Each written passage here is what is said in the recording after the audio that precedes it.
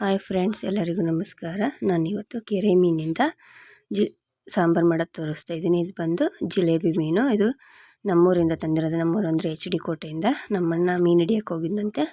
ಅವನು ಮೀನು ಹಿಡಿದು ಕೊಟ್ಟು ಕಳಿಸಿದ. ಅದನ್ನು ಅವನೇ ಕ್ಲೀನ್ ಮಾಡಿ ಉಪ್ಪು ಮತ್ತು ಹುಣಸೆ ಹಣ್ಣು ಹಾಕಿ ಕೊಟ್ಟು ಕಳಿಸಿದೆ. ಏನು ಹೋಗ್ಬಾರ್ದು ಮೀನು ಅಂತ. ಫ್ರೆಶ್ ಆಗೈತೆ ನೋಡಿ, ಎಷ್ಟು ಚೆನ್ನಾಗೈತೆ. ಇದನ್ನು ಸ್ವಲ್ಪ ಸಾಂಬಾರು ಮತ್ತು ಸ್ವಲ್ಪ ಫ್ರೈ ಮಾಡೋಣ ಅಂತ ಎತ್ತಿಟ್ಕೊತಾ ಇದ್ದೀನಿ. ನೋಡಿ, ಇದು ಹುಣಸೆಹಣ್ಣು ಮತ್ತು ಉಪ್ಪು ಹಾಕಿ ತಂದಿರೋದು. ನೆಕ್ಸ್ಟ್ ಸಾಂಬಾರು ಮಾಡೋಕ್ಕೆ ಏನೇನು ಬೇಕು ಅಂದರೆ ಸ್ವಲ್ಪ ಕಾಯಿ, ಒಂದೆರಡು ಟೊಮೊಟೊ, ಒಂದು ಈರುಳ್ಳಿ, ಕೊತ್ತಂಬರಿ ಸೊಪ್ಪು ಮತ್ತು ಬೆಳ್ಳುಳ್ಳಿ ಮತ್ತು ಚಕ್ಕೆ, ಲವಂಗ, ಶುಂಠಿ ಮತ್ತು 2 ಟೇಬಲ್ ಸ್ಪೂನಷ್ಟು ಅಚ್ಚ ಪುಡಿ, ಮತ್ತು 2 ಟೇಬಲ್ ಸ್ಪೂನಷ್ಟು ಧನಿಯಾ ಪುಡಿ. ಇದನ್ನೆಲ್ಲನೂ ನುಣ್ಣಗೆ ರುಬ್ಕೋಬೇಕು. ನೆಕ್ಸ್ಟ್ ನಾನು ಒಂದು ಬಾಣಲೆಗೆ ಸ್ವಲ್ಪ ಎಣ್ಣೆ ಮತ್ತು ಈರುಳ್ಳಿನ ಹಾಕಿ ಫ್ರೈ ಮಾಡ್ಕೊತಾ ಇದ್ದೀನಿ. ಅದು ಸ್ವಲ್ಪ ಫ್ರೈ ಆದಮೇಲೆ ನಾವು ಏನು ರುಬ್ಬಿಟ್ಕೊಂಡಿದ್ದೋ ಆ ಮಸಾಲೆನ ಹಾಕಿ ಚೆನ್ನಾಗಿ ಬೇಯಿಸ್ಕೋಬೇಕು.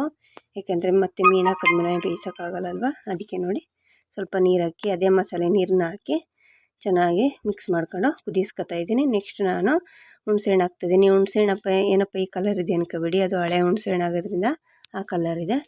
ನೆಕ್ಸ್ಟ್ ಅದನ್ನು ಆ ಹುಣಸೆಹಣ್ಣು ನೀರನ್ನು ಹಾಕಿ ಮಿಕ್ಸ್ ಮಾಡಿ ಚೆನ್ನಾಗಿ ಕುದಿಸ್ಕೋಬೇಕು. ಜೊತೆಗೆ ಸ್ವಲ್ಪ ಉಪ್ಪು ಹಾಕ್ತಿದ್ದೀನಿ, ರುಚಿಗೆ ತಕ್ಕಷ್ಟು ಉಪ್ಪು ಹಾಕ್ತಿದ್ದೀನಿ. ಯಾಕಂದರೆ ಅವನು ಮೀನಿಗೆ ಉಪ್ಪು ಹಾಕಿ ಕೊಟ್ಟಿದ್ದಲ್ವ, ಅದಕ್ಕೆ ಸ್ವಲ್ಪ ಉಪ್ಪು ಹಾಕೋತಿದ್ದೀನಿ. ನೋಡಿ, ಇವಾಗ ಕಲರ್ ಚೇಂಜ್ ಆಗಿದೆ. ಇದಕ್ಕೆ ಇವಾಗ ನಾನು ಚೆನ್ನಾಗಿ ಕುದ್ದಿದೆ.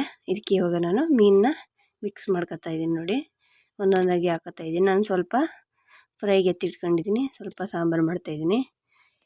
ಮೀನು ಹಾಕಿದ್ಮೇಲೆ ಜಾಸ್ತಿ ಕಲಿಸ್ಬಾರ್ದು, ನಿಧಾನಕ್ಕೆ ಸ್ವಲ್ಪ ಸ್ವಲ್ಪನೇ ಕಲಸಿ ಒಂದು 5 ನಿಮಿಷ ಕುದಿಸಿದ್ರೆ ಸಾಕು. ಯಾಕಂದರೆ ಮೀನು ಎಲ್ಲ ಬೆಂದೋಗ್ಬಿಡುತ್ತೆ ಬೇಗ. ಅದಕ್ಕೆ ನೋಡಿ, ಇವಾಗ ಆಗಿದೆ. ನೋಡಿ, ಕಲರ್ ನೋಡಿ ಎಷ್ಟು ಚೆನ್ನಾಗಿದೆ. ಎಣ್ಣೆ ಎಲ್ಲ ಬಿಟ್ಕೊಂಡಿದೆ. ಈ ಥರ ಇದ್ದರೆ ಬೆಂದಿದೆ ಅಂತ. ತುಂಬ ಟೇಸ್ಟಿಯಾಗಿದೆ.